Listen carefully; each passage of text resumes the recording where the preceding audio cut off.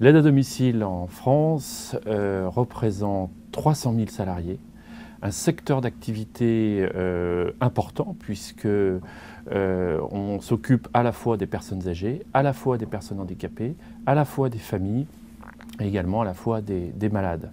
Dans notre activité, par exemple, sur la fédération ADESA à domicile que je représente, nous avons 400 associations qui, sur les territoires, accompagnent, aident et soignent toutes les personnes, qu'elles soient âgées, qu'elles aient une vulnérabilité quelconque, pour leur permettre le maintien à domicile.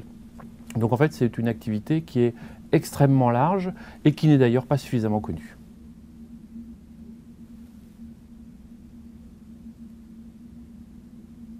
Alors aujourd'hui, le secteur de l'aide à domicile rencontre une grande difficulté. Et depuis 2009, on peut même parler de crise du système de l'aide à domicile en raison de 3 grandes problématiques. La première grande problématique, c'est la question du financement public. Un seul exemple qui est assez parlant, c'est le fait que depuis 2 ans, dans le cadre de la branche de l'aide à domicile, nous n'avons plus la possibilité de mettre en œuvre de politique salariale. Cette année encore, en 2012, nous n'avons aucune marge de manœuvre pour revaloriser les salaires. Ce qui fait et ce qui provoque que nous avons dans le secteur de l'aide à domicile aujourd'hui 100 000 salariés qui sont au niveau du SMIC, 60% des salariés qui sont au niveau du SMIC, ce qui rend absolument impossible toute politique de professionnalisation qui dénature les relations employeurs-salariés, qui mine le climat social et qui fait rencontrer d'énormes difficultés à nos salariés. Ça, c'est le premier problème. Le deuxième problème, c'est la diminution des ressources des conseils généraux qui voient, d'un autre côté, augmenter les demandes de la population. Il y a une évolution des besoins et il y a une diminution des financements. Les conseils généraux, de ce fait, sont étranglés. Par rapport à cela, la difficulté qui se pose pour les associations, c'est la reconnaissance du coût de revient. C'est le fait que dans un département, on a une APA, une allocation perte d'autonomie qui est à 11 euros, par exemple dans le Var, et on sait avec une convention collective, avec des politiques de professionnalisation, que c'est absolument impossible de rémunérer quelqu'un à cette hauteur-là si on veut pratiquer une politique de qualité et une politique de bientraitance. Le troisième élément, qui est un élément important, c'est la paupérisation des ménages. Et le fait qu'aujourd'hui, un certain nombre d'allocataires, d'ayants droit, on peut parler d'ayants droit dans le domaine de l'APA, dans le domaine des personnes en situation de dépendance, ou dans le domaine famille, donc ces personnes ne peuvent même plus bénéficier de l'intégralité de leurs droits, puisque le reste à charge est beaucoup trop important.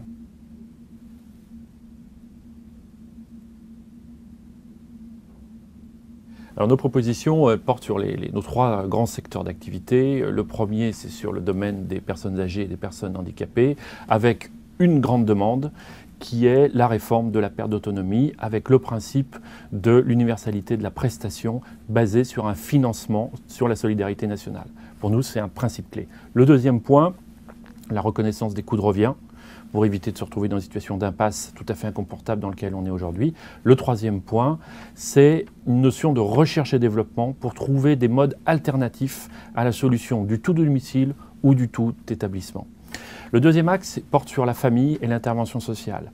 De la même manière, les politiques publiques frappent ce secteur et empêchent les familles de bénéficier de l'ensemble de leurs droits.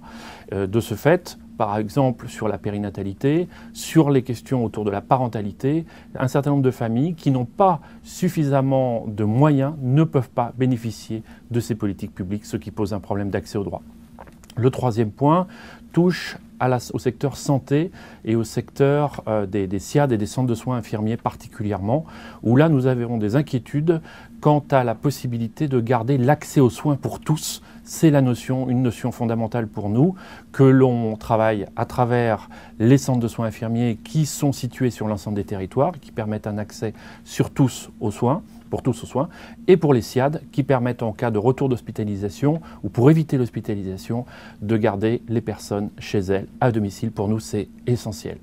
Enfin, le dernier point, c'est que nous sommes très fervents et favorisons évidemment une vision où il s'agit de reconnaître le rôle d'utilité sociale des associations. qui n'ont pas un rôle simplement de prestataires de services, mais qui ont un rôle aussi visant à garder sur les territoires un maillage social, de développer du lien social et faire que le vivre ensemble puisse rentrer dans une forme de cohésion nationale plus importante. Or aujourd'hui, cette cohésion nationale et cette solidarité nationale, elle est mise en cause par la crise qui frappe notre secteur.